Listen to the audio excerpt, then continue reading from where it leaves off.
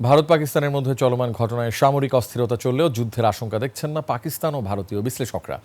তবে ভারতীয় বিশ্লেষক মনে করেন এখনই মোক্ষম সময়ে পাকিস্তানকে উচিত শিক্ষা দেওয়ার, বিপরীতে পাকিস্তান চায় শান্তি। বিস্তারিত জানাচ্ছেন নাহিদ সিরাজি নিম্মি। ভারত শাসিত কাশ্মীরে সন্ত্রাসী হামলায় ২৬ পর্যটক নিহত হওয়ার জেরে গত কয়েকদিন ধরে প্রতিবেশী দুই দেশ ভারত ও পাকিস্তানের মধ্যে উত্তেজনার পারদ এখন তুঙ্গে। একদিকে ভারত হামলার জন্য সরাসরি পাকিস্তানকে দায়ী করে নানা পদক্ষেপ নিচ্ছে, পাকিস্তানও পাল্টা পদক্ষেপে পিছিয়ে নেই।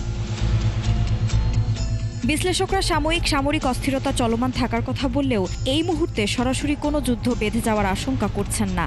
ছোটখাটো সীমান্ত সংঘর্ষ হচ্ছে ঠিকই, কিন্তু বড় আকারে এখনো যুদ্ধের কোনো সম্ভাবনা, সেই ধরনের ঘোষিত কোনো যুদ্ধের সম্ভাবনা নেই।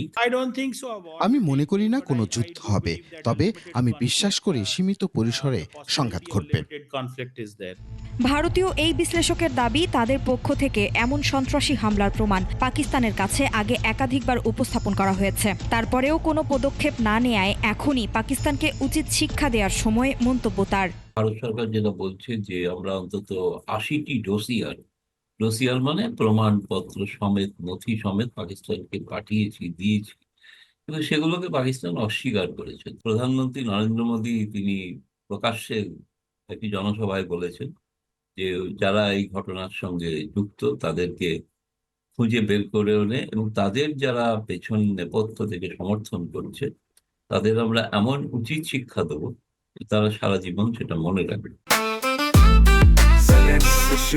জেনেক্সে শিফট করো, লাইফকে লিফট করো।